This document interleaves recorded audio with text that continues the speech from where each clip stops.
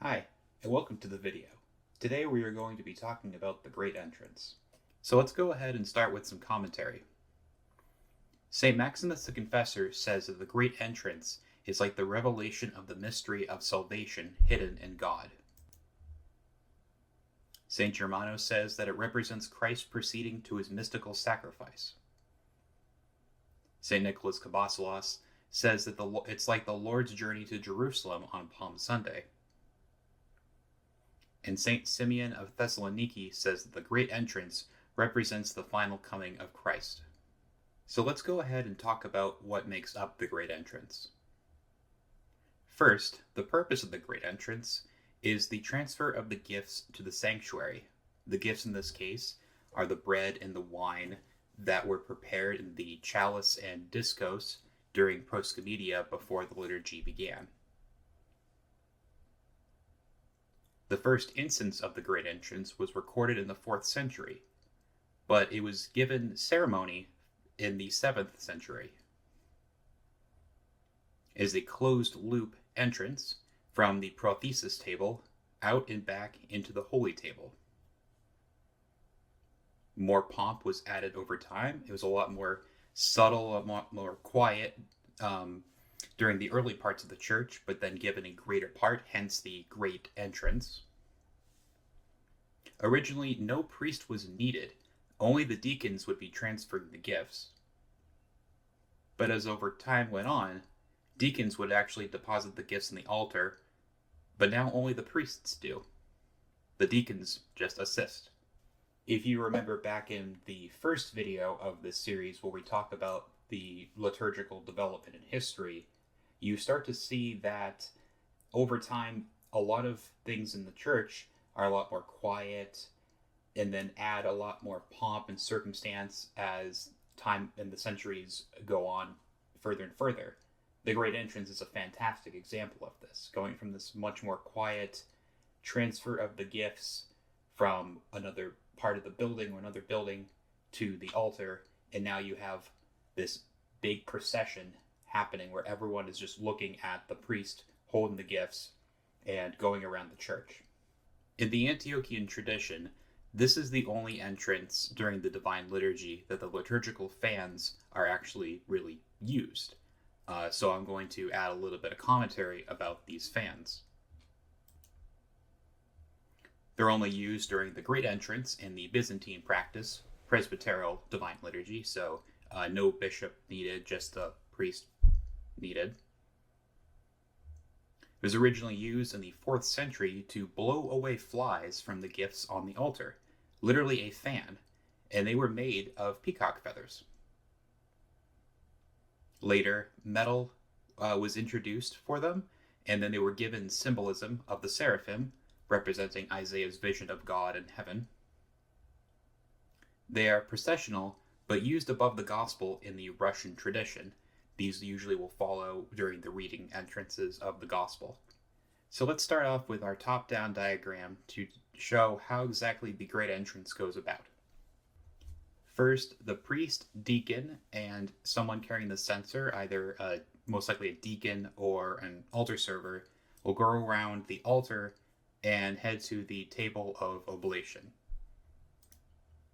Meanwhile, other altar servers carrying torches, the cross, and fans are lined up in the back in a rough order, starting with the torches, then the cross.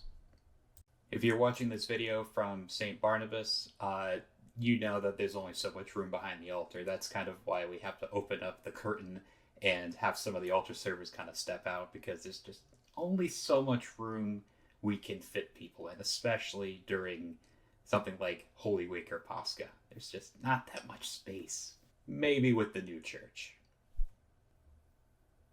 As the priest and deacon go to the table of oblation, the priest will then cense the gifts and then proceed to carry them, with the altar servers then leading out of the sanctuary.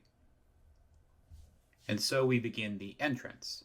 The order of this roughly is the torches, followed by the cross, the deacon, someone holding the censer, the priest, and then the fans.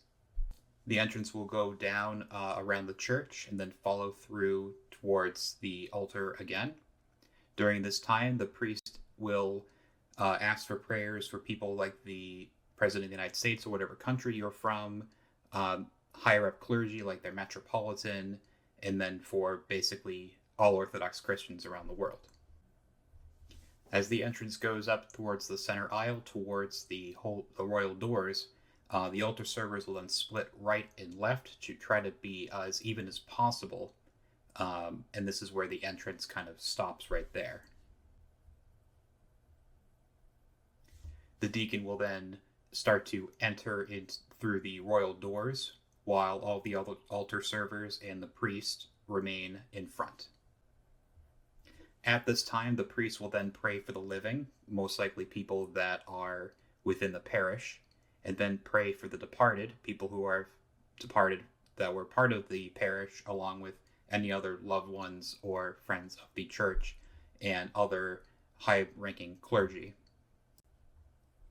The priest will then stand on the ambon, turn around, and then say to the people for remembrance with the rest of the gifts that he is holding, and then enter the altar.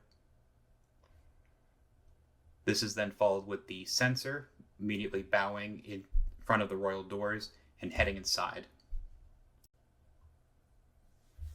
The priest then receives the censer from the person carrying it and then censes the gifts. Meanwhile, the remaining altar servers, 2 by 2, bow towards the altar and enter the sanctuary from their respective side. And then the deacon crosses over from the altar around back and then proceeds out to do a litany. If we go back to some of the commentary from Nicholas Kabasalos, where he refers to the great entrance symbolically like Christ entering into Jerusalem on Palm Sunday, we definitely can see this kind of parallel where the priest, as Christ holding the gifts, then goes around the church and then towards the altar for the anaphora to follow this. This really shows that this great entrance of Christ is now going towards the people and then ultimately going towards his sacrifice.